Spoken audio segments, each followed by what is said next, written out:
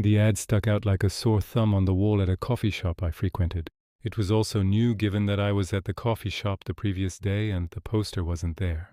At the time, I was unemployed and living at home with my parents, so every time I would go to the coffee shop, I would browse the wall in search of jobs I could possibly obtain. Of course, there wouldn't be any big paying jobs available, but I hoped there would be something appealing. And in the middle of that wall was that poster about a summer camp located many hours away from home. I don't know why it piqued my interest, though it was probably the aspect of me being able to get away from home. A job that would let me live somewhere without my folks sounded luxurious to me. It also paid decently well. So after thinking over it a bit while sipping my coffee, I decided to take the poster off the wall and bring it home. The shop allowed that, of course. I wasn't going to steal anything I wasn't allowed to take. As I walked out of the coffee shop, I noticed a blonde-haired lady staring at me from the opposite side of the street. Once I noticed her, we stared at each other for a few more seconds. Then she began walking away. I found it odd and a little creepy, but didn't harp on it and walked home. I arrived home and watched TV for a few hours. After binge-watching a show, I decided to call the phone number on the poster. After a few rings, someone picked up. "Hello?" a female voice said. "Hi, is this Camp Oakwood?" I asked. "Yes, this is," she answered. "Are you calling today to register your child as a member?" "Oh no," I said. "I'm actually calling about your ad looking for employees. I wanted to apply as a janitor." "Oh, our online ad?" "No, it was a poster in a coffee shop in my town." "Huh. Well, we don't print many ads, but we put some up from time to time." She then asked me for my phone number, email, and asked a few questions. I told her basic information about myself. After answering them, she told me when I would need to show up to start working. I was confused and asked her what she meant. "Yeah," she said. "You're hired." "We need people." "Wait, so I don't need to do a background check or something like that?" I asked. "Nope, I believe everything you told me," she said. "You're hired." After a few seconds of shock, I became ecstatic. "That's great," I said in disbelief. "When do I start?" "You will need to come in May 26 for orientation at training, and the first camp will start the following week. The camp has 6 one-week sessions, and you'll be working each one. You will be one of 4 janitorial maintenance employees. I am your overhead boss, but your supervisor will be Graham. He's the head of the maintenance staff." "Cool. Thank you for hiring me." "You're absolutely welcome. I believe you'll do a great job. If you have any more questions, you know where to contact me. Welcome to the Oakwood family." Just as she was about to hang up, I realized I hadn't even given my name. During the entirety of the questioning and introductions, we both had not given our names. "Wait, I never got your name," I said. "Oh, shit," she said. "Yeah, sorry. My name is Amy Garlania, and I'm the camp director." "Okay," I said. "My name is Harrison Tracy." I then heard a thump and her gasp in pain. "You all right?" I asked. "Yeah, I'm good," she said. Just banged my elbow on my desk. "Well, can't wait to meet you, Harrison. See you soon." I hung up the phone with mixed emotions. While grateful that I found a job, I found it perplexing that I was hired so quickly. I figured there was more to it, but at the moment, I was just too grateful and exited to really worry about it. That night, I told my parents about my new job. My mom was thrilled to hear that I would finally have a good-paying job, but my dad practically spat out his food. "Curtis, you okay?" my mom asked. "Yeah, I'm fine, honey," he said, grabbing a napkin to clean his mouth. "You're working at Camp Oakwood?" "Yeah," I said. "It pays really well, and I heard it's an easy job." "Sorry for my reaction, Harrison," he said. "I haven't heard that name in a long time. That's because I worked there myself many years ago as a counselor." "Really?" I asked him, to which he nodded. I proceeded to ask him some questions, but he seemed very hesitant to answer them. After failing to get anything, I went back to my room. Later that night, I heard my parents talking in their bedroom. They were trying to whisper, but I could still hear a decent amount of their conversation. "He can't go," my dad said. "That's the place I told you about." "We don't know if that is," my mom responded. "The camp started long before he was born. Nothing's gonna happen. If something does, he can handle himself. After all, he has before." They went back and forth for a while. I honestly had no clue what they were talking about. I guess my dad must have had some bad memories from that place or something.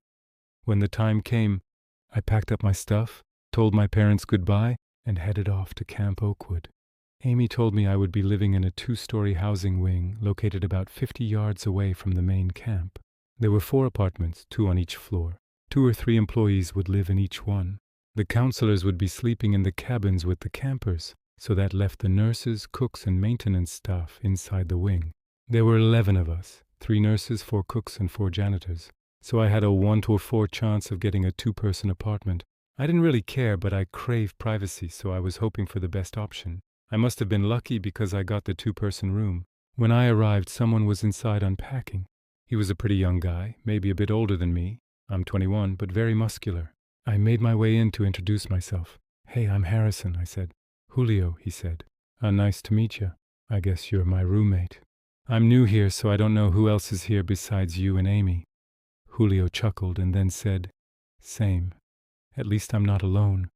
Before I could speak again, I heard someone walk in. I turned to see a large, older dude with a Santa Claus-style beard and tinted glasses. "Julio?" "Harrison," he said, his deep voice bellowing. We both said, "Yeah, I'm Graham. I'm in charge of you guys. I just wanted to come by and introduce myself." "Oh, well, nice to meet you," I said.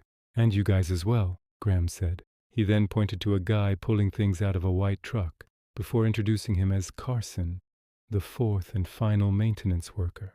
Carson just waved to us and continued on what we were doing. "Do we start work today?" I asked. "No, but I will be showing you around, basically what you will be doing and the like. I'll be next door to you all with Carson and one of the cooks. I'll come back in a half hour." Then he left.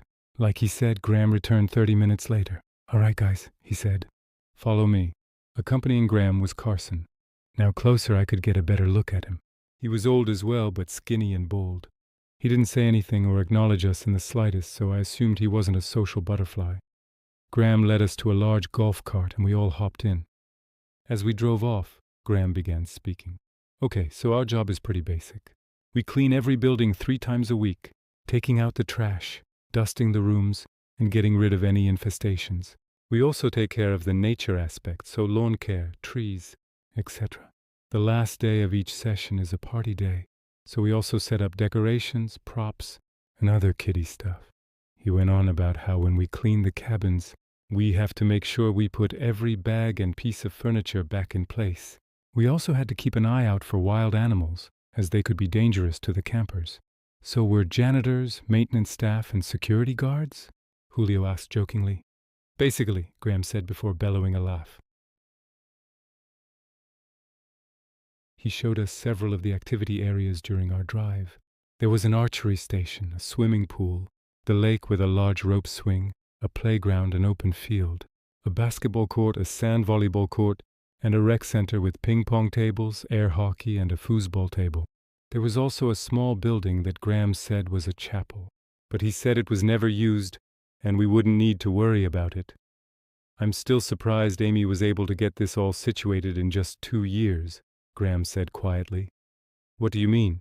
I asked. "We had to move camps 3 years ago because the city bought us out," Graham said, knowing he had to explain now since I'd heard him. "Eminent domain. Why did they buy it out?" Julio asked. "Don't know." I thought his response was odd, but I didn't ask anything afterwards. After driving around some more, Graham took us to the main lodge. The counselors were already there, and the cooks were in the kitchen cooking dinner. Graham told us to mingle with the new counselors so we could at least know who we would be working with for the next 7 weeks. Julio and I split off to meet the others individually. Most of the counselors were teenagers, with only a few being about my age and some being older than that. However, I was immediately made very uncomfortable by the ones I met. Every time I would introduce myself, they would just stare in astonishment at me. It was as if they were staring at an elite celebrity making a surprise appearance. Some of them would even walk up to me and just stare, not saying a thing. After being made thoroughly uncomfortable, I went into the bathroom and hid until it was time to eat dinner. I sat in the far back corner of the room, away from everyone else. However, even as I ate, I still felt eyes on me.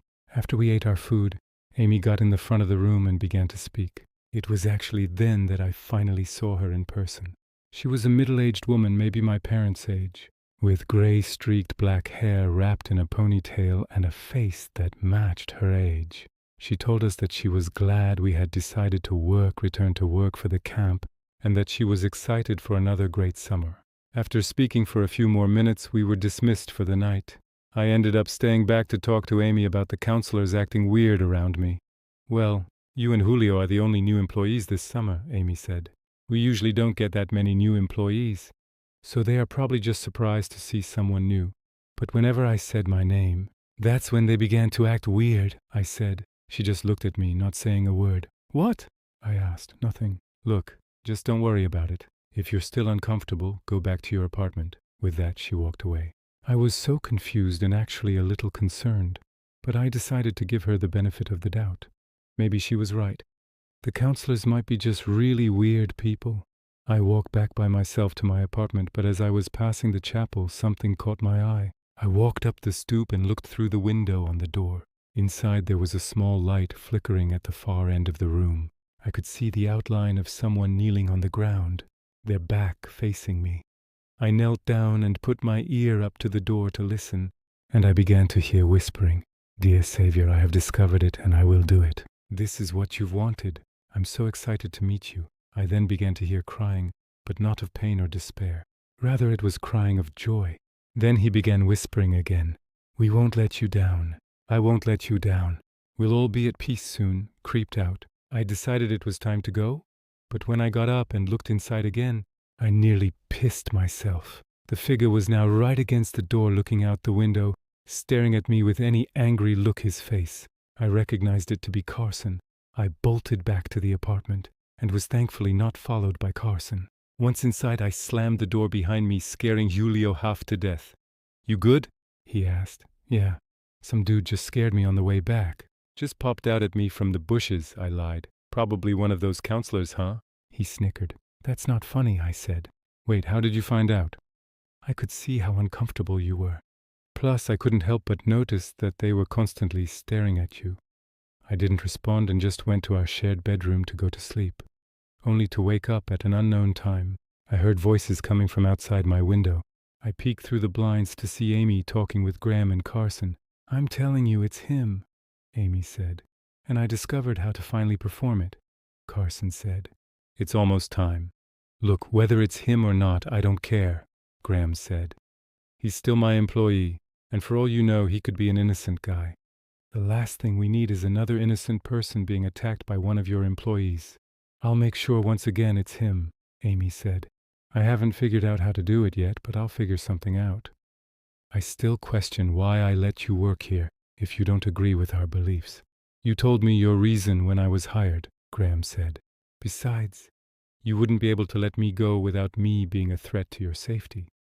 They kept talking, but I stopped listening. Horrified, I quietly sauntered back to my bed and curled up in a ball under the blankets. Julio thankfully didn't wake up from me moving around. Somehow I managed to fall back asleep and woke up the next morning. At breakfast, I was eating my food when I noticed that 10 of the counselors at another table were again taking glances at me. Every few seconds, one of them would look my way. At that point, I had enough and walked over and confronted them. What do you want? I asked. None of them responded to me. Really? I asked angrily. You stare at me and when confronted, you have nothing to say? Before they even got to say anything, I felt someone grab my shoulder. I turned to see Amy looking at me with a stern look on her face. What's going on here? She asked me. These guys have been staring at me for the last 10 minutes, I said annoyingly. I asked them what the problem was, but they refused to answer me. She sighed before speaking again. I'll deal with them. Sit back down and eat. I don't need any more shit starting because of you, Harrison. How is this my fault? I asked her, only to get no response as she walked away. I'd had enough and decided to throw my food away and walk back toward my apartment. During my walk, I passed by the chapel again. Given that it was now daytime, I decided to get a better look at this place. As I looked around the room, I saw a large painting of a man. The man was pretty tall, his body stocky and built.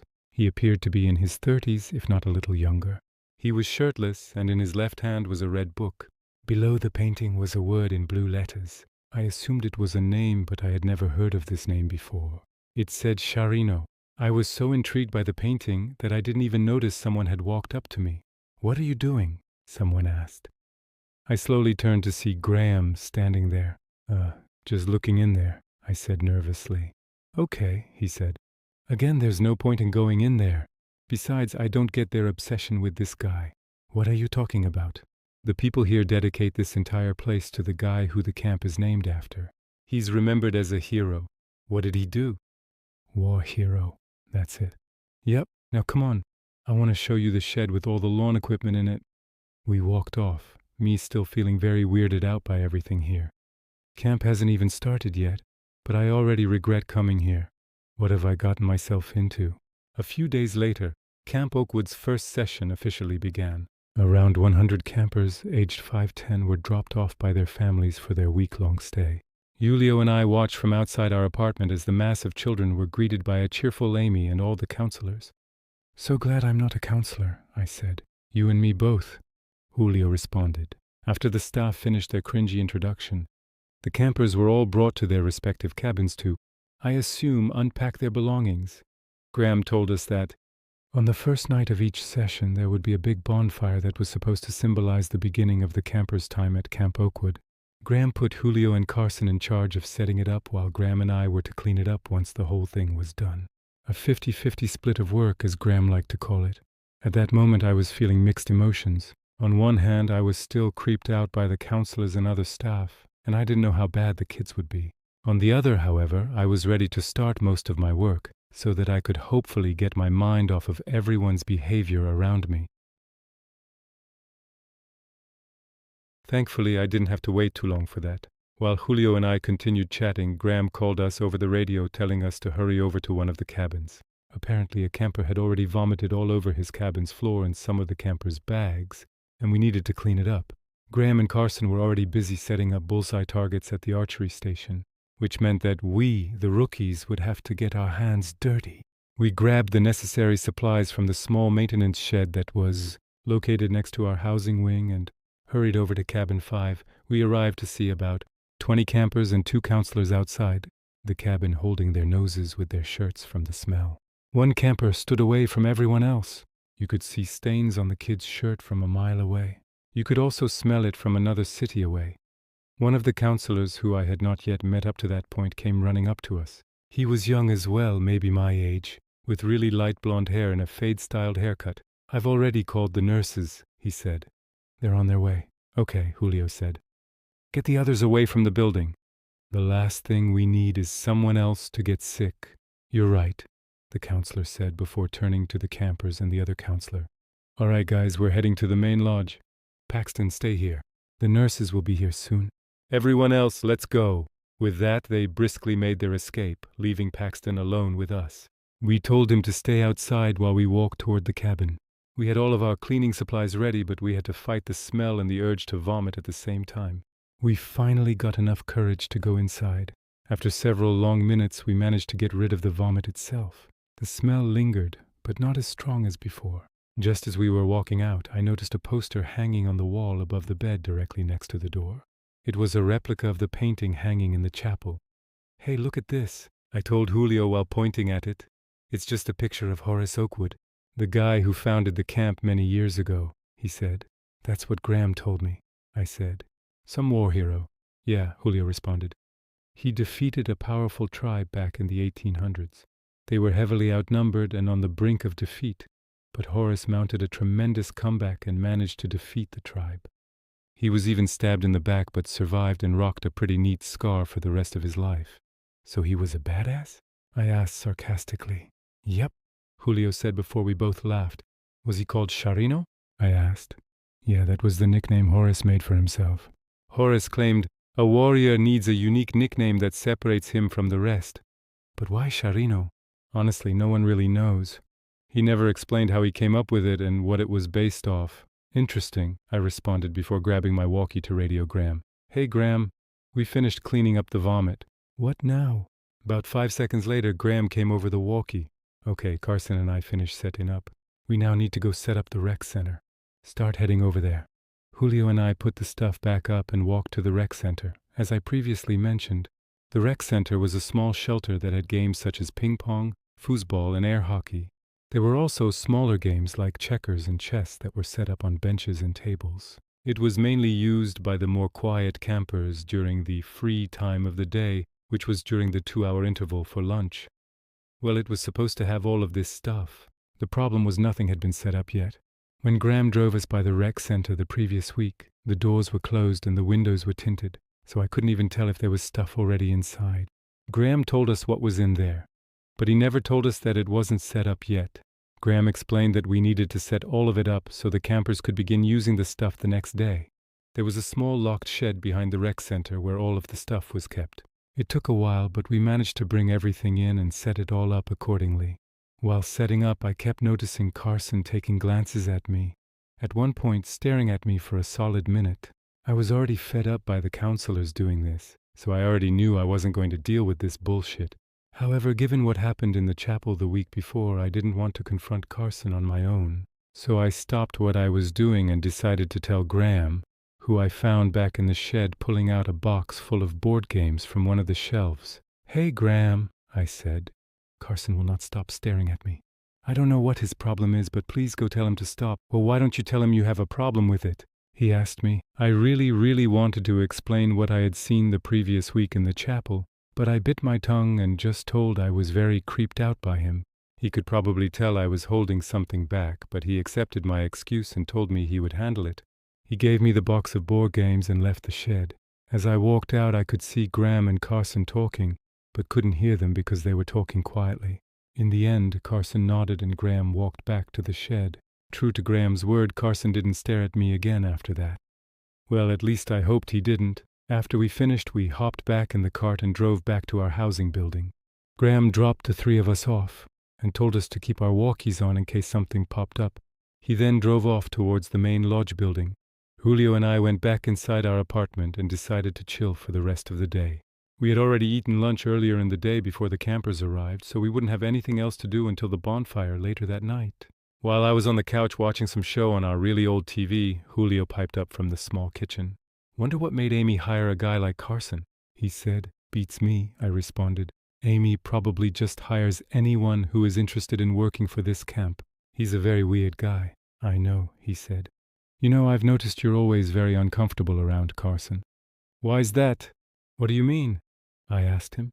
"I saw you go complain to Graham earlier today about Carson constantly staring at you. I noticed as well, and was just waiting for you to do something about it. But even before that, you were already uncomfortable and honestly looked a little scared every time we are around Carson. I don't know what you're talking about. Come on, man. It's obvious you're creeped out by him. You can tell me the reason why." Up to that point, I hadn't told anyone about what I had seen at both the chapel and outside our window.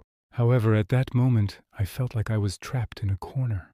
Julio could tell something was up, so I needed to either come up with an excuse or spill the beans. And after a quick deliberation, I chose the latter. I needed help, and keeping it on my chest would only make it worse. So I ended up telling him everything, from Carson in the chapel to Amy, Graham, and Carson talking outside our window in the middle of the night. Julio just stared at me, taking in what I was saying. When I was finally done, all he said was, "Wow, I'm very creeped out right now, dude," I said. "I don't know why he and those counselors act strange around me. It's so fucking weird. Why didn't you wake me up when they were talking outside our room?" I stuttered. "I don't know." "Well, if something like that happens again, wake me up," he said. "Given that you just told me everything, I'm involved in this shit just as much as you are now." He then went outside to smoke a cigarette.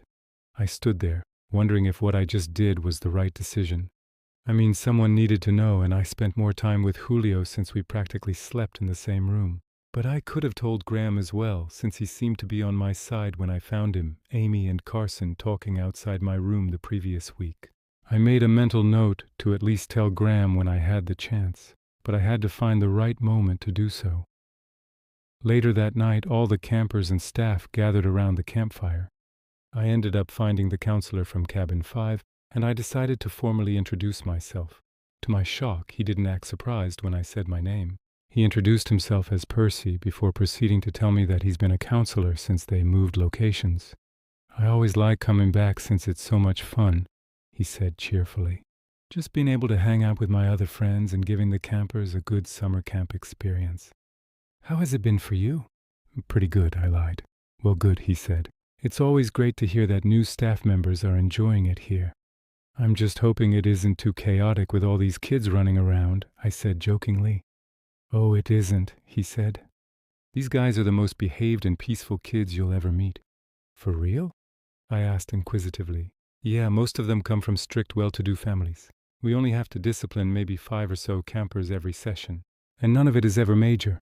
Just a couple of minor scuffles on the playground or escalating arguments over the ping-pong paddles." "Anything ever major?" He paused, mulling over something in his head. After about 10 seconds, he continued. "Well, don't tell anyone I told you this, but there was one thing that happened a while ago." Before he could finish, Amy called for everyone's attention. She was standing on top of a bench holding a small bell in her hand. "Hello, everyone," she said enthusiastically. "For all of you who are returning for another fun summer, we're glad to have you back. To those who are new, I would like to welcome you to Camp Oakwood. We are very glad to have you all here tonight, and I am looking forward to getting to know each and every one of you over the next week. We will pass out s'mores soon, but before that we will sing the camp's official song. If you don't know it or are afraid of singing, then that's fine. But to those of you who do know it, feel free to sing along." With that, she raised the bell over her head and shook it. The small bell sounded like 1,000 chorusing church bells. I stared in awe, trying to make sense of it. Everyone else didn't really react as if they had expected this. Once the sound of bells deafened, she began to sing. None of the words sounded like English, so I wasn't able to understand it. I have to admit, though, she had a beautiful voice. It was honestly so angelic that I looked up at her to make sure she wasn't playing a recording or something. After I looked up, I noticed everyone, though only some were singing along, were all bowing their heads. Well, except for one other person. As I panned the crowd, I saw Graham standing in the back, leaning against the trunk of a tree. We made eye contact with each other. I made a confused face, trying to figure out why he was away from everyone else. All he did in response was shake his head in what looked like disappointment. I then turned back around and bowed my head once again. Amy finished her song and everyone looked back up at her. She then said excitedly it was time for s'mores, which was met by the cheers of the campers. I got up and began walking over to Graham. He met me halfway. "What was that?" I asked. "It's a small ceremony done at the beginning of the camp," Graham said. "Amy loves music. She studied it in college and has always had a passion for it, so she likes to implement it at some points during each session." "Do you know what language she was singing in?" I asked. "I think Italian, but I could be wrong," he responded. "Graham told me I could get a s'more if I wanted one, but I told him I wasn't hungry." We just stood there, watching everyone else eat their s'mores before they began to disperse back to their respective cabins. As planned, Julio and Carson left, so Graham and I were the only ones who would be extinguishing the fire and cleaning up the remnants of chocolate and marshmallows. After cleaning quietly for a while, Graham broke the silence. "I see you and Percy are getting along," Graham said. "Yeah, he's pretty chill," I said. I looked up to see Graham smiling while throwing more detritus into a black bag. "You seem happy about that," I said. "No," he said. "I'm happy because the first night is always so full of joy. The rest of the sessions are just sort of bland. Is it boring?" "No, it's not that. After the first night, each group follows their own schedule and each group straight up ignores the others. You would think most campers would branch out with those who are older and younger, but they stick together in their age groups like glue. Also, most campers aren't as happy the rest of the session as they are on the first night. Probably homesickness or something. It's been the same for many years, and it honestly makes me a little sad to see it.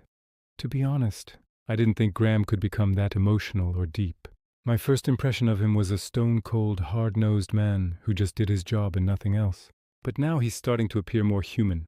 I don't know why, but I was just fascinated by it. So fascinated by it that I forgot to tell him what I had told Julio hours before. We finished cleaning up not too long after and went back to our respective apartments. Julio wasn't there when I arrived, but his car wasn't either, so I guessed he'd left the campgrounds to do something. I didn't know if that was allowed once a session was in progress, but I decided not to do anything about it. Once I got inside, I decided to take a shower.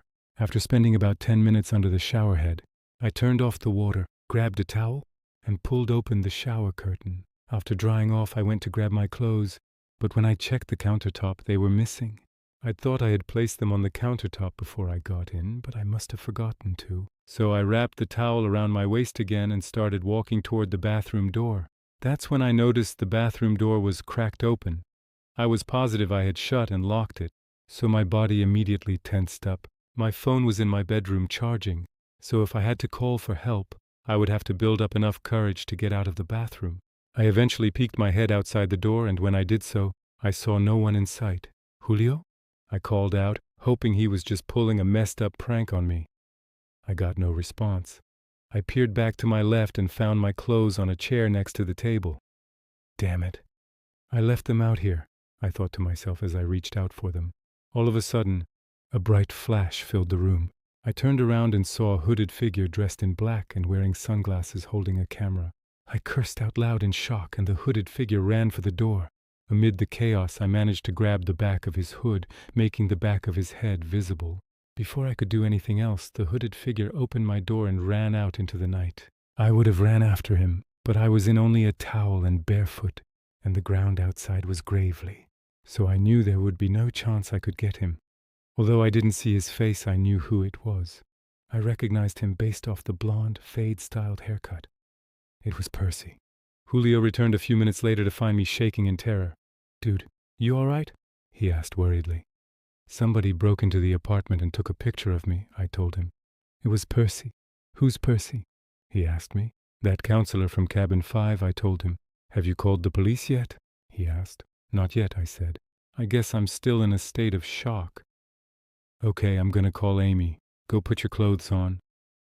I grabbed my clothes and went back into the bathroom. Through the door, I could hear Julio on the phone. About 2 minutes later, there was a loud knock at the door. Julio opened it, and both Amy and Graham walked in. Amy quizzed me on what happened, wanting to make sure that it was indeed Percy who broke in. Graham, meanwhile, sat there silently. After several minutes of questioning, Amy got up to leave. I asked her if she wanted me to call the police, but she said it wouldn't be necessary. If I can get him to both confess and destroy the photo, then we should be all right, and I can just send him home. Besides, if he didn't steal or break anything, and all he did was just take a photo of you, I don't think the police should be involved. Before I could even respond at all, she slammed the door, leaving the 3 of us in the apartment. "Sorry about this." "Harrison," Graham said. "Hey, no need to apologize," I told him. "You had nothing to do with this." "I know, but still, you're my employees," Graham said. "As your boss, your well-being is one of my priorities." "Percy's probably going to get fired," Julio said. "I don't even know if it was him," I said. All I saw was the back of his head, and Percy's hairstyle and its color was the closest one to it. I just can't believe Percy pretended to be normal around me. I guess him telling me nothing major ever happening around here must have been a complete lie to gain my trust. Guess the same goes for the major event that happened a few years ago. "Actually, that part is true," Julio said. "Julio," Graham yelled, causing me to jump. "Shit, sorry," Julio said. "What?" I asked. Both of them looked away from me, not saying a word. "Julio already said it's true, so you guys might as well tell me now," I said. "Or maybe I should go and ask Amy about it." Before I could even move, Graham stood up and grabbed me by my arm with a very painful grip. "Do not make that mistake," he said to me.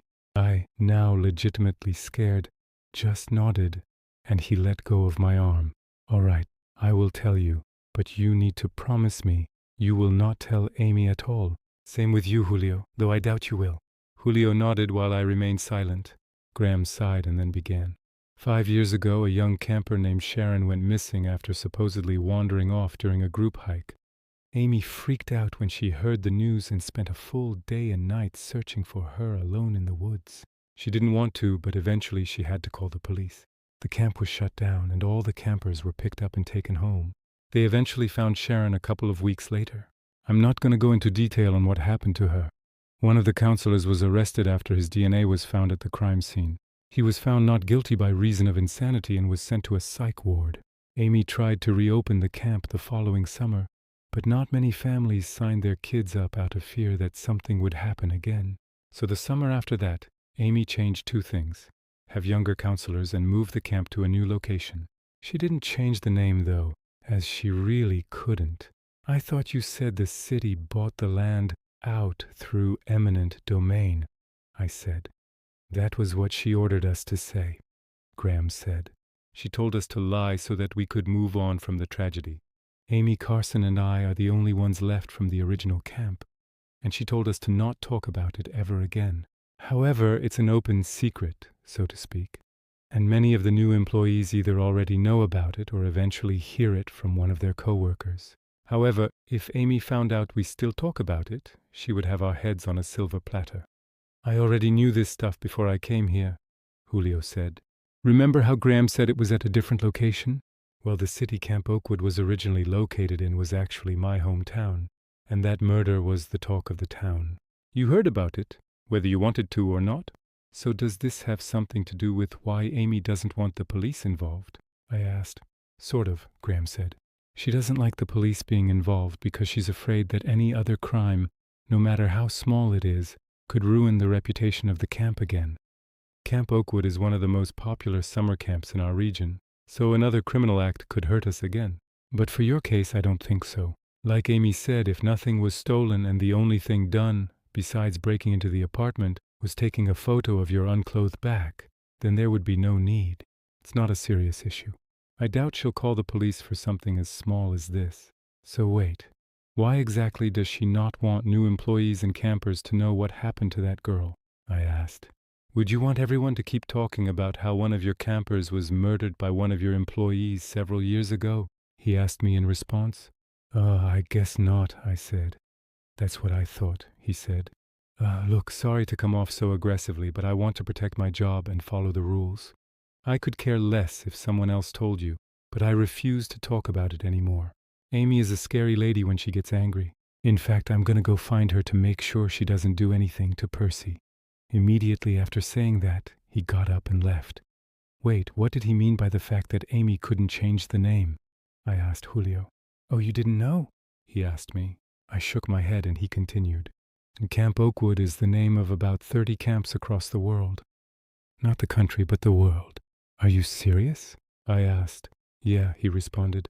They started the franchise of camps around 30 years ago. There's only one camp located in each country. 30 camps, 30 countries. We are like any other summer camp with one caveat. We only accept approved campers and employees. They must be from a select family and approved by the camp director of the camp they applied for. Makes it easier for the camp to run if we at least accept campers and employees who we know won't be a problem. Maybe that's why all the counselors act so damn weird, I thought to myself. I guess me, Graham, and Julio are the only normal people they've ever hired. Moments later, we got another knock on the door. Julio opened it to reveal a police officer. Harrison Tracy, he asked. That's me, I said. I'm Officer Marino, he said. I'm here to get your statement on the break-in that happened earlier tonight. Percy has already confessed and is currently detained. However, we want to get your statement about what happened. The more facts, the better. Guess she did decide to call the police, I thought to myself. I gave a brief rundown on what happened, and Officer Marino thanked me and left. I was up nearly all night trying to figure out what Percy's motive was. Nothing appeared to be stolen, so I couldn't really say robbery was the main motive. I did come up with a crazy theory that maybe his motive was to take an indecent photo of me and then use it as some sort of blackmail. However, I wasn't completely naked. I was wearing a towel pretty much up to my belly button and my back was facing him. All he would have saw was the back of my head, the back of my neck, and my entire back, which kinda amounts to nothing. Eventually, I decided to just let it go and move on. Percy had been taken away.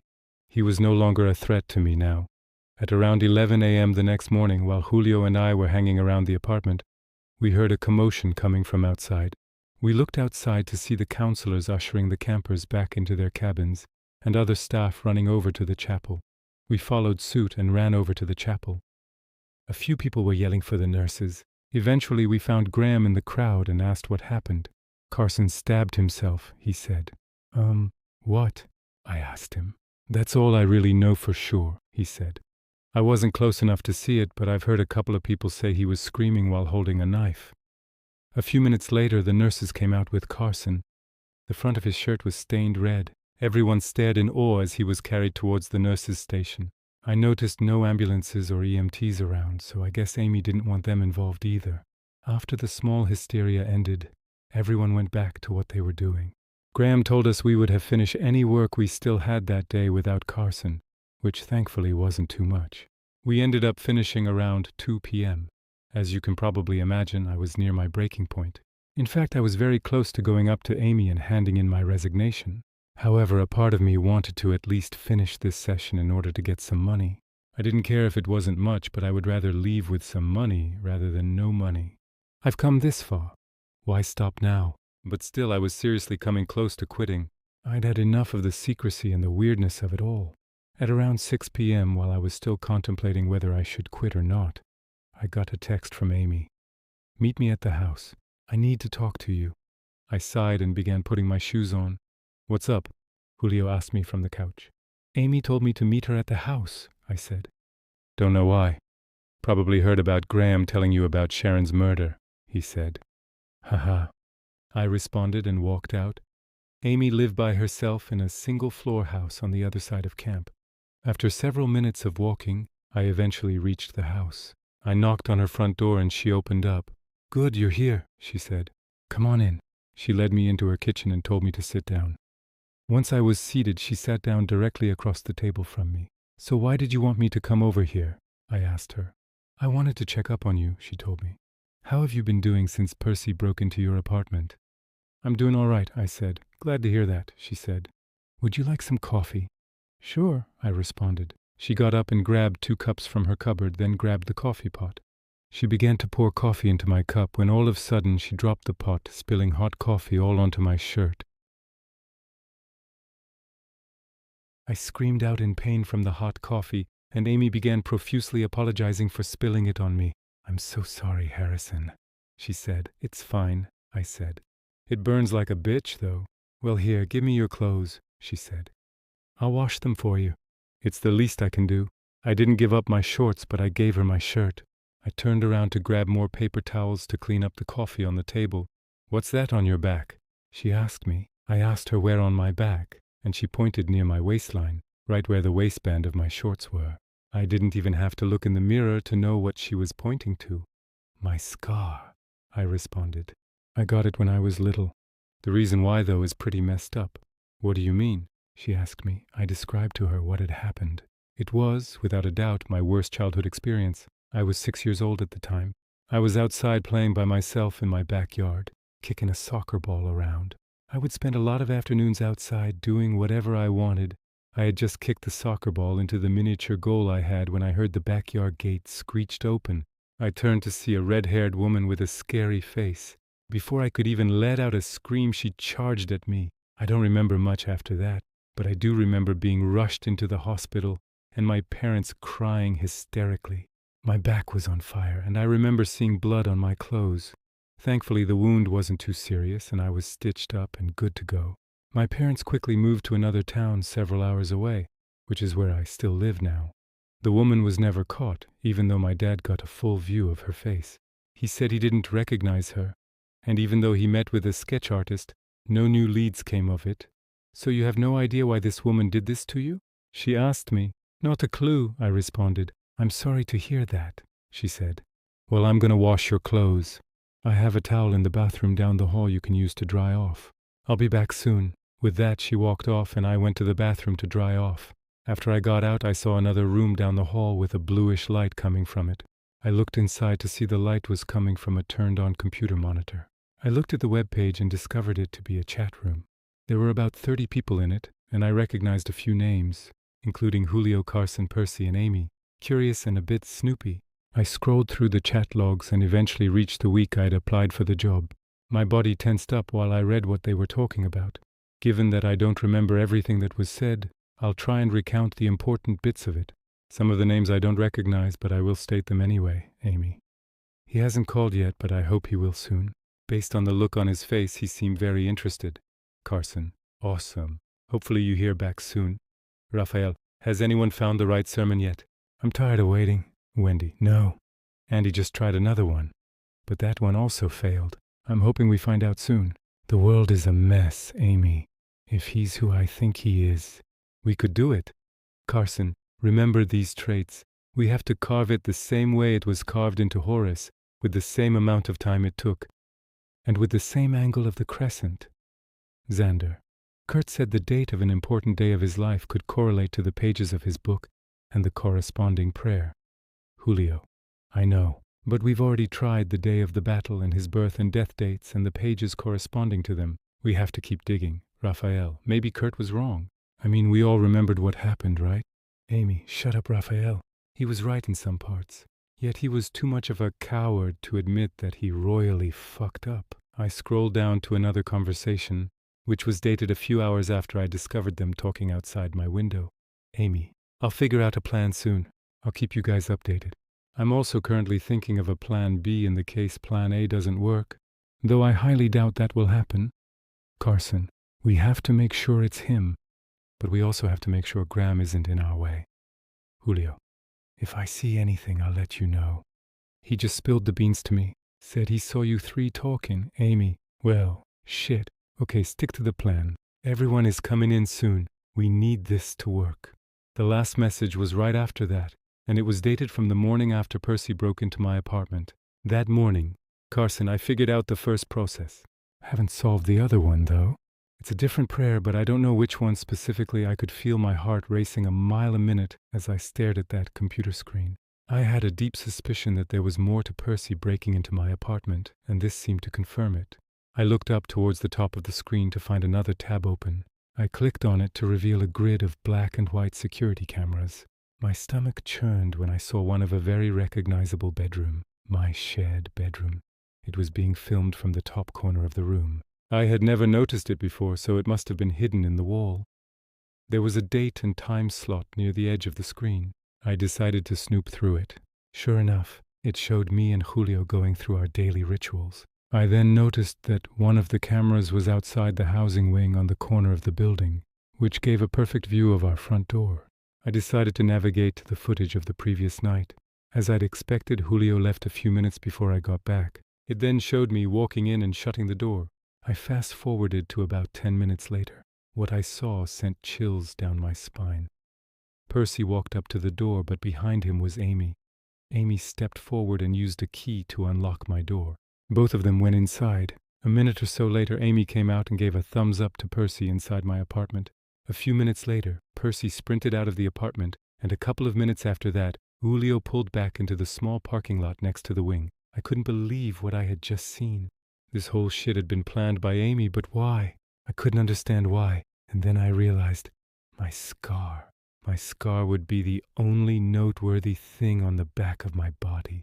However, I knew for a fact that my towel covered it up, considering how close it was to my tailbone.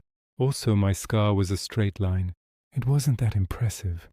If anything, I thought to myself, Horace's crescent stab wound would be much more impressive than. But then it hit me. I couldn't believe that this little detail slipped from my mind. I never considered it important, and none of my coworkers mentioned it at all to me.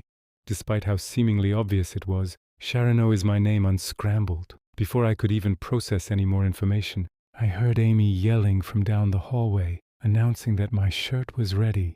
I shut off the computer and briskly made my way back to the kitchen. I made it just in time, because she arrived in the kitchen about 5 seconds later. I thanked her, trying to hide my fear as best as I could, and raced back to the apartment. I grabbed my keys and dashed to my car, only for my worst nightmare to be realized. My tires were slashed. I raced back inside the apartment. Julio wasn't anywhere, but I saw his car in the parking lot. Honestly, though, I was glad he wasn't there. I saw his name in the group chat. He was in this shit just as much as they were. I didn't know what to do. My only way of transportation was now ruined, and I didn't know the woods well enough to try and run out into them. I was hyperventilating and on the verge of tears, so I drank some water and began to plan out my next steps. I had to stay calm, but I also needed to be quick if I wanted to get out of there. After about 20 minutes of debating what would be the best course of action, I decided I should at least call for help, whether it was the police, my parents, or somebody. I went to grab my phone, but then I began to feel awful. My head started spinning, my vision blurred, and I began to feel sick and weak. That's all I remembered before passing out. I jolted awake at an unknown hour. I didn't know how long I had been out, but it appeared to have been a while. I found myself on the floor near the couch. There were no lights on in the apartment, but I saw an orange light coming from outside. I cautiously peeked out the window. Outside, surrounding a campfire, were the counselors and other staff. I saw Julio, Amy, and the other staff members I recognized all sitting around the fire talking. Graham wasn't anywhere in sight, and neither was Carson, but I saw Percy near the back of the group. There were also no campers in sight. Before I could even react or try to figure out what the fuck was going on, my phone dinged. I checked my phone to see that it was a text from a number I didn't have on my cell phone. It read, "Get out of the apartment through your bedroom window. There is a bicycle located right outside the window. Take the path behind your building and bike towards redacted. Use your phone for directions. Make sure you're not followed." Just as I finished reading that text, I felt that familiar feeling of having eyes on me again. I didn't want to look up, but I forced myself to. Everyone at the campfire was now watching me. They were all looking at the window, staring at me with hateful, evil looks on their faces. I immediately bolted toward the bedroom window and practically ripped its screen off. Outside was a large yellow bike resting against the wall. I hopped on and started pedaling as fast as I could down the back path, with it eventually leading me into the dark forest. I pedaled as fast as I could until I reached the location, which turned out to be an abandoned grocery store's parking lot. In the parking lot was a white truck with its headlights turned off. I then got a text that read, "I'll come to you. Stay put." The driver's side door opened and out came a man who appeared to be his 30s. When I saw him, I felt like I had seen him somewhere before. His face was one that sparked recognition, but I couldn't pinpoint where I had seen him before. "Did they follow you?" he asked me. "No, I don't think so," I said, still trying to catch my breath. "Who are you and why did you save me?" "Name's Doug," he said. "I saved you because those guys are crazy, and I also wanted to give you some answers. You're probably wondering what the hell is going on at Camp Oakwood. I mean, shit's pretty weird," I said. "Some guy broke into my apartment, another guy stabbed himself, and I found security footage of my own bedroom in the camp director's house. Oh yeah, that would be Amy, yeah. She likes to act like Big Brother quite a bit. Gee, no surprise there. Anyway, I think I already have an idea on what is going on." "Okay. Well, you can tell me what you know later, but I want to give you a clear picture on what is going on." I didn't respond. So Doug began talking. "The camp franchise you work at is part of a cult called Horace's Harmony. That guy who founded your camp, Horace Oakwood, started it way back in the day after he defeated a tribe in a battle. He then proceeded to take the tribe's teachings, tweaked about 95% of it, and rebranded it as his own religion. And thus he began his work as a pastor for his community. Horace prophesied that the world would be an extremely messed up place once he was gone, and that his followers' mission was to obtain world peace. However, the process on how to obtain that was nothing you would have expected. Horace claimed that the only way to obtain it was to conjure his spirit, and then the body he was possessed inside of would have to die. According to him, there were two ways to do this process. The first way is for someone to conjure his spirit by themselves, and then die either by suicide or by being killed by someone else. The second way is to conjure the spirit into another person by performing a ritual and then sacrificing the victim. Anyway, Horace eventually died. The day after he died, Gavrilo Princip killed Franz Ferdinand. That's what triggered World War I, which made his prophecy all the more believable. Pretty soon, the entire world starting turning into an all-out violent place. Wars between countries, outcry within them. So much hate and despair everywhere. His members never worried, though. They knew that one day his spirit would be conjured, and they would finally obtain world peace. Now here's the funny part about this whole thing. Horace may have told them that they needed to conjure his spirit, but he never explained how to correctly do so. His reason why was because he claimed that world peace would already be a near impossible task, so in order to obtain it, his followers needed to figure it out how to do it on their own. So many years, and I mean many years, went by without any clue on how to conjure Horace. Then about 25 years ago, a prominent member of the cult named Ferris Kurt made a breakthrough. He claimed that the correct way to conjure Horace was to recite a prayer in Horace's self-made Bible, along with carving a crescent-shaped wound into your body. During the great battle Horace was in, he received a stabbed wound from one of the tribal men that was shaped like a crescent moon. As his life went on, he believed it to be an important sign that all of his followers should remember. Now, Kurt was well known throughout all the camps and members located around the world, and when he made the supposed breakthrough, many members started performing the process, whether on themselves or on another people. Well, long story short, his breakthrough ended up being false. Many members, out of excitement that it was finally solved after all this time, either committed suicide after they believed Horus was inside their bodies, or were arrested after killing innocent sacrificial victims. There were also members who left the cult, not wanting to be involved anymore out of fear that they would be connected to the crimes. Horus's Harmony lost almost 80% of its followers in a short span of time. So many people fell for it. Kurt, realizing what he had done and also realizing that many members were now calling for his head, managed to escape the cult and went into hiding. He hasn't been seen since. Even his ex-girlfriend, who is also a well-known member of the cult, has supposedly never been able to find him. Even though Kurt may have been wrong initially, many people believed they did have to recite a sermon, but it had to be the right one. There are over 3,000 pages in this book, so there would be a lot of stuff to dig through and figure out. I stood there in disbelief while listening to everything Doug was explaining to me. I honestly couldn't tell if this guy was being serious or not. Still, I kept quiet and let him continue. The killings and suicides kept happening, but more members kept joining, and those members would marry and have children. That's one of the reasons why the camps were set up about 30 years ago. It was so the members' children who were aged 5-10 years old could learn about the teachings of Horus's Harmony and then go home and continue practicing the religion. The camps were also made so that it would be easier for all the members located around the world to stay connected. I will say that many of the deaths have stopped, with the last notable one happening at your camp 5 years ago. Sharon? I said. Yep, Sharon Ida Raffington, Doug said. A counselor killed her when he was convinced that he discovered the right page number and prayer. However, like all of the other documented deaths, it didn't work, and the camp came under fire again. Yet they still were able to rebuild and move on. How has no one stopped them yet? I asked him. That I really can't explain, Doug responded. But more than likely there are high-power people involved with them that probably help hide the cult from the outside world. Politicians, police, etc. So why are you explaining all of this to me? I asked. Well, my friend, you are most likely the next person to be killed when they attempt to make Horus's spirit possess you. There has been some talk that someone inside your camp successfully conjured Horus by themselves. Now you would think that the person who conjured Horus would just kill themselves so that everyone else can obtain world peace. But actually the plan is for them to meet in the middle of the rituals.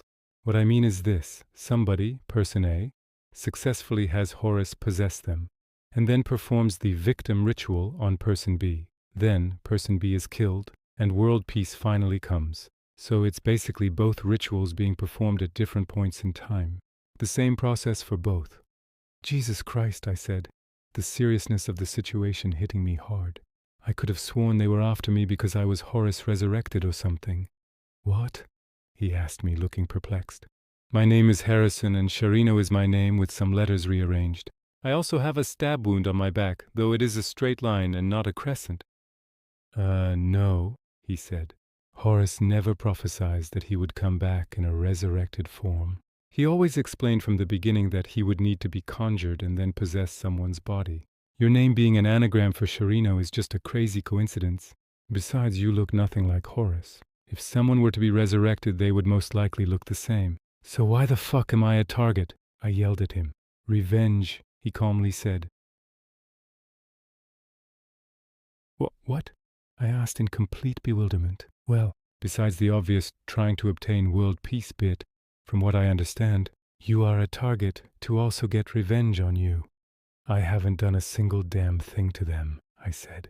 Then it must be someone you know, he said.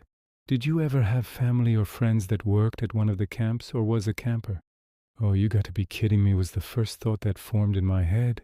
Yeah, I responded slowly. Yeah, I do. Then I would talk to them and get some info.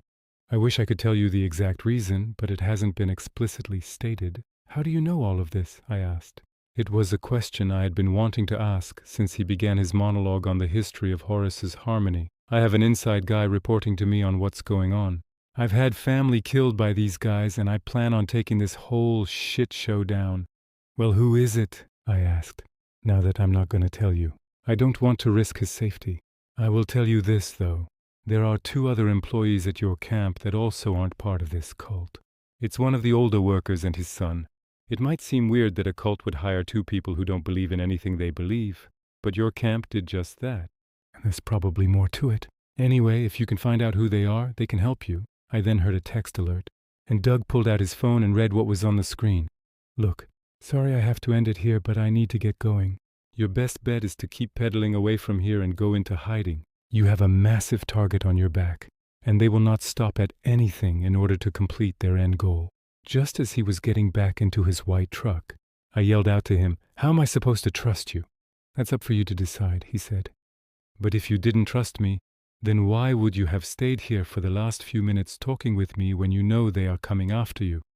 Also, I saved your ass and led you to a pretty well-hidden location in these woods. Just think about that."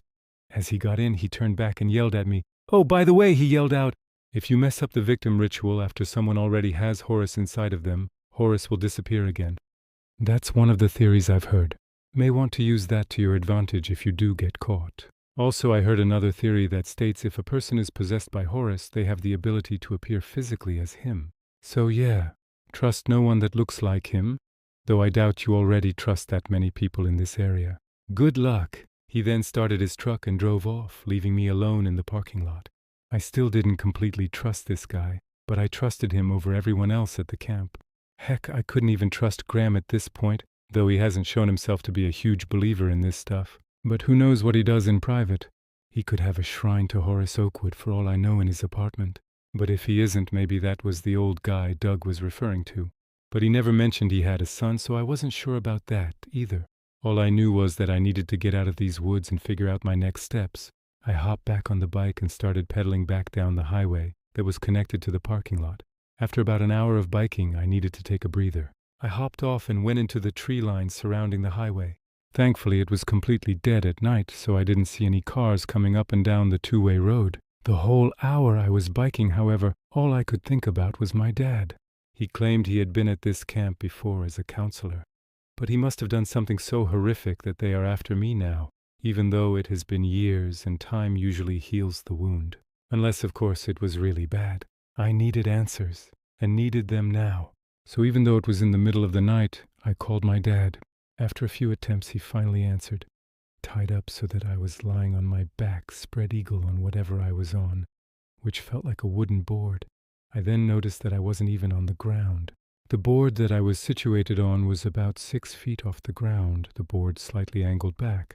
I also noticed that I wasn't wearing any clothes except for my boxers. "He's waking up," I heard someone say. I looked forward and saw that there was a massive crowd, at least 200 people standing there watching me. I then recognized the room that I was in to be the chapel at the camp. In front of the large crowd were 3 figures wearing black robes, their faces shrouded with hoods. Once everyone's attention was on me, the 3 hooded figures lowered their hoods, and I immediately recognized them to be Amy, Carson, and Julio. I also recognized some of the faces in the crowd, including Officer Marino, Percy, and the other employees at the camp. "Welcome back, Harrison," Amy said. "So glad you could join us for this special event." "Fuck you," I spat. "We understand you're in denial right now," Julio said. "But in just a few moments you will be our hero. Because of you, we will finally obtain world peace for everyone to experience. Well, except for you. You probably don't understand what's going on right now," Carson said. "I'll quickly explain. We are—" "Horace's harmony," I interrupted him. "I know everything. Doug told me." I expected mild confusion or something to that effect, but instead Carson gave out a laugh and smiled at me. "Oh, Doug, my good old outside guy," Carson said. "He's actually here with us right now, you know." "Where?" I asked him. "Oh, right," Carson said. "Just give me a second." I expected Doug to be dragged in or something, but that didn't happen. Instead, I saw something that had I not seen with my own 2 eyes, I would have never believed. Carson's body began twitching, and then it started to change shape. His skinny body grew larger in size, his bald head began growing hair, and his wrinkles started to fade from his face. After about 20 seconds, his body stopped morphing. Standing now where Carson once was Doug. Remember how I said that if a person was possessed by Horus, that they would have the ability to change physically into him? Doug asked me. "Yeah?" I said, still stunned by what I just witnessed. "Well, ta-da!" he exclaimed. "By the way, I would rather you now call me Horace, since that's who I am. You will see Carson soon." I was too stunned and too confused to understand what he just said. "Ladies and gentlemen," Horace spoke out to the crowd, "if you haven't guessed by now, Carson successfully conjured me by yelling out my famous sermon from 1892 and then stabbing himself in the stomach to form a crescent-shaped wound. After all of this time, someone finally discovered it. I'm disappointed, but at the same time, proud as well. Everyone either murmured in excitement or didn't react. Julio and Amy didn't even flinch. They must have known all along. So unless Horace, or who you like to call Doug, hadn't explained to you what is going on yet, Julio began to say, we will be performing a ritual on you. As just mentioned, Carson successfully conjured Horace and is currently possessed by him, so he completed the first possible ritualistic process. Now, you might think that since Carson currently has Horace within him, we would just kill Carson and be done with it. However, Carson doesn't want to die, and I don't blame him. So instead, we will now perform the second ritual, which is to have Horace possess another person, meeting in the middle, so to speak. But there's another reason, of course, Amy said. Horace told you himself that we also want to get our revenge. But I didn't fucking do anything, I said. My dad was the one that fucked you guys up. Oh, your dad, Curtis, she said. Also known as Ferris Kurt, I said. I know. He came up with a way to conjure Horace, but it was incorrect, and it caused many people to die or leave the cult, and he was forced to go into hiding. No need to explain to me. I don't give a shit about him anymore. I mean, he's the one who let me go here so that he could save his own ass. But, as you also probably know already, this isn't the first time we've tried to hurt you, she said. Yeah, one of you crazy fucks stabbed me as a child.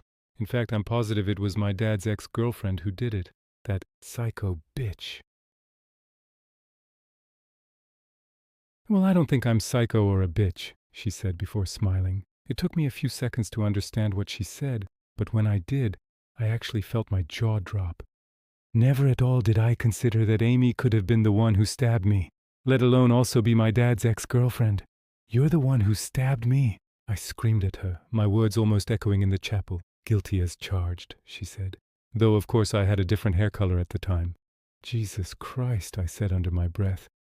But why me? Why not go after my dad? Well, she began, what better way to torture someone than by torturing their loved ones?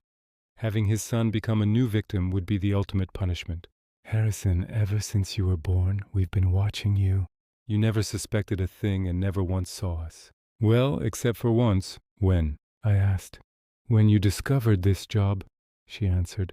My mind immediately flashed back to the day I discovered that help wanted ad at the coffee shop. When I walked out, I noticed a blonde woman staring at me. I never considered it important, but now... You motherfucker, I said angrily. I knew you had flunked out of school and you were currently stuck at your folks' place. I also knew you liked to view that wall to see if there were any appealing jobs on there. Well, I made an ad, waited until you noticed it, and, to my utter joy, watched you take it down to bring it home. When you saw me, I got a little nervous, but you walked off without batting an eye. I quickly made it back to the camp and waited for your phone call. When you called, I was so excited that I completely forgot to ask you for your name to confirm that it was you. Thank goodness you remembered for me. And when you said your name, I accidentally hit my desk in excitement. I wasn't even scared anymore. I was seething with rage. I couldn't believe that this was so meticulously planned out. It seemed so staged, yet I knew it wasn't. I didn't say a word as Amy continued, and so we've come full circle. Soon, not only will you die, but we will also live in a peaceful world that we've all wanted for so long. It is unfortunate that your dad won't be here to watch us finally avenge all of our fallen brothers and sisters. But he'll probably find out eventually, not even 3 seconds after she said that. The doors to the chapel opened, and 2 large men came in dragging somebody behind him. Hey, Amy, we found this guy snooping outside, one of them said. You won't believe who it is. They threw the man forward, and a grim but recognizable face became visible to me. Dad, I yelled. What the fuck are you doing here? Well, I'll be damned, Julio said. If it isn't Ferris Kurt himself, Amy said, as if she was finishing Julio's sentence. That's not my name anymore, my dad said. Right, because Curtis Tracy is such a better name, Amy said, sarcastically. I'm so glad that I get to see you again. I've missed you so much. I don't give 2 shits about you, my dad said. Leaving this lunatic society was the best decision I've ever made. Why the hell did you come here? I yelled at him. I'm sorry, Harrison, he said. Don't give me that bullshit, I yelled back. You knew full well what I was walking into, and you let me go so that you would be left alone. I know and I am sorry, he said. You will probably never forgive me, but that's why I'm here. He then turned to Amy, began speaking to her. Amy, you have wanted me dead for so long. If you want to kill me, now's your chance. Just perform the ritual on me, and you guys can finally have world peace. Please just leave my son alone. I looked at Amy, who was quiet for about 10 seconds before she made a decision. You know what? I think that's a great idea, she said. Julio and Carson, who I hadn't noticed until then, had morphed back into himself, just stared at her in disbelief. I tensed up, knowing what was about to happen. Amy walked up to my dad, and he closed his eyes and bowed his head. You ready to die? She asked. Yes, my dad said quietly. Wait, don't you need the Bible to perform the ritual? Carson asked. Oh, we're not performing the ritual on Ferris, she said. Before anyone could react, she pulled out a knife and stabbed my dad in the neck. Dad! I screamed. My dad grabbed his neck and collapsed on the floor. Oh, Ferris, you little fool, she said. You really think I was going to let it be that easy? You piece of shit. I screamed at her. I'm surprised you care, she said to me without a single ounce of emotion in her voice. He did let you come here. He's still my father, I said, the tears rushing down my face. My dad wasn't moving anymore, his body now lying in a pool of his own blood. I knew he was dead. All right, well, now that we got that over with, can we please continue? Carson asked. Yeah, Amy said, her smile returning. Let's get started. What if you guys fail? I asked them, all the while still crying. The Horus told me that if you mess up this ritual when he's already conjured, then he will disappear. What are you going to do, keep trying until I'm dead? That's the plan, Amy said. Besides, I'm absolutely positive we have the right sermon, Carson said. All right, let's get started. Carson grabbed a stepladder and walked up it to reach the area I was hung up at. I just want to thank you for what you're about to do for us, Carson said, a small smile forming on his face. Go fuck yourself, I said before spitting in his face. I guess your stab wound isn't that serious, huh? We've have the best nurses a person could ask for, he said. He then revealed two things from his robe. In one hand was the Bible, in the other a large carving knife. He opened the book to a page and began to read. And once he finished, he plunged the knife into my gut. I screamed from the pain as he meticulously carved a new wound into my body. I closed my eyes, anticipating my death. This is it, I thought to myself. This is how I die. Mercilessly executed by a fucking cult. I thought my body would begin to morph into Horus or something, but about 20 seconds passed and nothing happened. I opened my eyes, and Carson was just staring at me, a terrified look his face. What happened? Julio asked. I messed up, Carson said quietly. What? Amy yelled. I messed up, Carson said. He closed his eyes and then opened them again, quickly. Horus is gone, he said. He's gone. I messed up, fuck. He threw the knife onto the ground in rage. Good job, asshole, I said, the pain from the wound making it hard to speak. Shut up, Harrison, Amy yelled. Just because we messed up doesn't mean you're getting out of this alive. I don't care if your dad is now dead. I haven't fulfilled my desire for revenge yet. Carson, perform the ritual on yourself again. Carson grabbed the knife and began saying the sermon. But while Carson was conjuring Horus again, an idea popped into my head. Amy had just said that she hasn't fulfilled her desire for revenge, but not their desire for revenge. It may have meant nothing at all, but she was also the one who explained the entirety of why she wanted revenge on my dad. With no other options, I decided to test that notion. It was a long shot, but I hoped it would work. I like how you seem to be the only person who wants revenge. I spoke as loud as I could. Everyone has been waiting for years to obtain world peace. And instead of killing the one who is currently possessed by Horus, you want to make them wait even more just because you want me to be the sacrifice. I don't care, she said. Most of them don't even want revenge. They just want to have world peace. I made it so that they get both for the price of one. But the plan just failed, I said. Now they have to wait until you guys find the right sermon in order to fulfill their religious duty. You're making them wait just because of you. That's been the plan all along, she yelled at me. I promised myself that I wouldn't stop until Ferris paid the price for what he did to me and my friends. My dad just did pay the price. I screamed, my stomach hurting more from me projecting my voice. But now you don't even seem to care about the mission anymore. You just want to fill your need for vengeance, but it will never Be satisfied. You're punishing these guys just as much as you are punishing me. I don't care, she screamed back. I will never be satisfied until you are dead. I don't care what everyone else wants. I don't care about world peace. I don't care about my religious duty. I only care about me getting my revenge. Her scream practically echoed in the room. I couldn't believe she fell for my bluff. Because of me, she just admitted that she only cared about revenge. You could hear a pin drop in the chapel. Everyone except for Julio and Carson was stunned by what Amy just said. Despite the predicament I was still stuck in, combined with the pain in my gut, I smiled wildly. Well, you guys just heard the truth, I said. She doesn't care about what you guys want or seek. She just cares about herself. How selfish of her. Well, I'll tell you this. They haven't figured out the right sermon yet. And even if I died before they discover it, and Amy's true desire would be satisfied, you guys would have to wait until someone else was captured and tortured just to get world peace. Unless, of course, you just killed the person who already has Horus possessed inside of them right now. Almost all of them turned their heads towards Carson, who was sitting on the floor, his blood pooling beneath him. Carson looked up and his face was as white as a ghost. He definitely heard what I said, so I give you guys a choice. We can wait here for them to keep trying to solve the second ritual, or you can finally obtain the world peace you have forever wanted. All you have to do is kill Carson. He's already weak from the stab wound, so it should be easy. What will it be?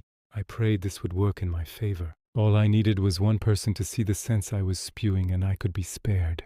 This was my only shot, and I hoped someone sided with me. After about 10 seconds, someone came from the crowd and started walking toward the altar. Raphael.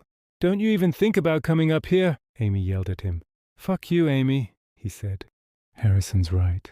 You killed Ferris and he's the one who wronged you. You got your revenge on him.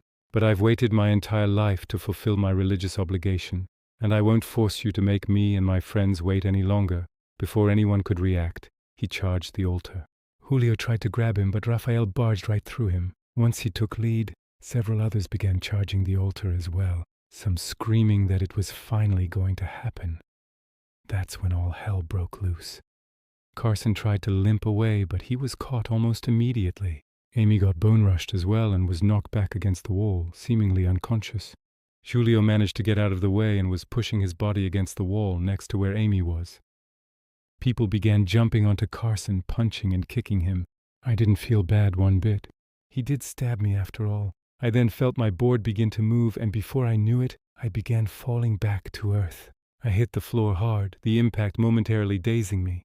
I then saw someone standing over and heard a voice that I didn't expect to hear. Don't worry. I'll get you out of here, Percy yelled. Percy began untying my arms and legs.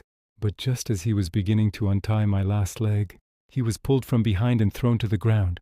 What do you think you're doing? Amy yelled at him, a bloody knife in her hand. She cornered Percy against the wall. After seeing this, I managed to untie the last knot and charged at her as fast as I could. I knocked her down just as she raised the knife in the air. Amy and I began wrestling on the ground. Under normal circumstances, I would have been much stronger than her, but my stab wound had severely weakened my strength, and she was gaining the upper hand fast. She managed to get on top of me, the knife still in her hand. I don't care if I die here today. You will at least be joining me. She snarled at me. Just when I thought I was done for, I heard a smack sound, and Amy fell limp onto me. Standing behind her was Percy, holding what looked like a baton. I have no idea where he got it, but I could have cared less at the moment. Come on, we need to get out of here, he said. He picked me up and started leading me over to the back of the chapel. As we were making our way to the back, I found Julio on the ground. He also appeared to be unconscious. Quincy, throw one into the crowd, he yelled. We need a diversion. I turned to see someone I didn't recognize throwing Molotov cocktails into the crowd. It exploded and people began screaming. He then raced back to where we were, and Percy found a small window in the back room of the chapel. Percy began slamming the baton against the window in order to break it. After a few more swings, Percy broke through the window and we made it outside. Percy then pulled out a walkie and radioed to someone on the other line. Bring it around. Hurry! He yelled into the walkie. Not even 5 seconds later, a white truck came barreling down the road of the camp. A familiar face was behind the steering wheel. Get in, Graham yelled. We need to get out of here. We all piled in and Graham accelerated out of Camp Oakwood. We stopped at a house about 40 minutes from Camp Oakwood. While driving there, Percy used his shirt to put pressure on my wound. When we eventually reached the house, the three of them brought me inside the house, where I was introduced to a woman named B, who turned out to be Graham's ex-wife. B was apparently a nurse, and she helped disinfect and bandage my wound. She was happy to report that none of my organs seemed to be damaged by the stab wound, and that I would more than likely be okay. Percy and Quincy were both bruised, but nothing too severe. While being patched up, I talked with Percy for a while, and he explained quite a bit to me. As it turned out, Percy had been forced by Amy to go into my apartment and take a picture of my scar, so that she could prove that it was definitely me. He didn't want to do it, but she threatened him, and eventually he relented. He managed to take a photo. However, not only was my towel obscuring my scar, but the photo also came out blurry. Despite him failing, they stuck with the plan of Percy being arrested by Officer Marino. I asked Percy if he was just a cult member dressed as a police officer, and he confirmed it. Not that I was surprised to hear that. Anyway, Percy was never taken away and would remain at the camp out of view. Well, that was the plan until Carson successfully conjured Horace, and Amy had to hasten her plans. When they met around the campfire the night I escaped, it was so that Amy could explain what would be happening. To my shock, they were also waiting to see when I would wake up, and once someone noticed I was up and moving, Amy alerted Carson to text me the message I received, and waited until I was recaptured. The plan was for you to make it to that location, only to find Carson, or Horace I should call him, and Officer Marino waiting there for you. It was just a trick to get your hopes up on you possibly escaping. Well, Officer Marino wasn't there, I said. He seemed perplexed by that. Well, Amy never told us that, he said. Then again, it appeared that Amy hid quite a bit from you guys, I said, before we both laughed. Percy then began explaining that he had come up with a plan to get me out of there. He knew what was going to happen to me, so he, Graham, and Quincy, who I later found out wasn't even an employee at the camp but Percy's best friend back home, came up with a way to get me out. The plan was for Quincy to make homemade Molotov cocktails and throw several of them into the church to act as a diversion so that they could quickly get me down and carry me out. However, they didn't plan on two things. One, my dad showing up unexpectedly, and two, me getting Amy to say that she didn't care about everyone else's desire for world peace. When several of the people in the crowd stormed the altar, they took their chance and proceeded with the plan as best as they could.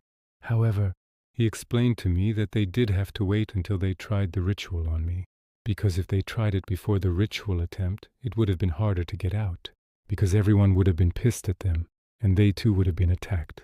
It was a shitty move to do, but I told him it was okay. I got out with my life. That's all that mattered. He also explained to me that many of the counselors were beyond pissed off when Amy proclaimed that they would have to wait until they got the ritual right on me, before they could all complete their mission. She said that would be the plan, and anyone who disagreed with her would have to deal with it. So many of her employees were angered by her actions. The only people who sided with her were Julio and Carson. Carson I understood because he didn't want to die. But I wonder why Julio agreed with her. I wonder if they got world peace finally, Percy joked. Well, if their definition of world peace is a fight in a chapel, then they did, I said. Congratulations to them. Still, dude, you really saved yourself when you managed to break Amy, he told me. If it wasn't for that alone, you would have been a goner. I mean, she did it to herself, I said. She gave it away right before that when she said that she didn't care how long it took them to get it right. But as long as I would die as a result of it, it didn't matter to her. Plus, she also killed my dad, which basically was her revenge. The desire could never be satisfied, he said. I'm just thankful you, me, Quincy, and my dad all made it out alive. Your dad? I asked. Oh yeah, you didn't know that either, he said. Graham is my dad. Honestly, I always suspected that was a possibility. Horace did say an older worker at the camp didn't believe in this stuff, and the worker also had a son who apparently didn't either. After thinking over a little bit, I actually suspected Percy and Graham were related, especially considering how concerned Graham was for Percy's safety when Amy planned to talk to Percy about why he broke into my apartment. I ended up resting for the night, and the next day, Graham gave me the keys to the truck and told me to get out of town. I asked him what he, Percy, Quincy, and B would do, and he said to not worry about them. I didn't know if I could trust them at this point, but I had no other options. Just as I started the car, I asked Graham and Percy why they would work at a summer camp when they knew it was run by a cult. They just looked at each other, and Graham replied, "We're free now.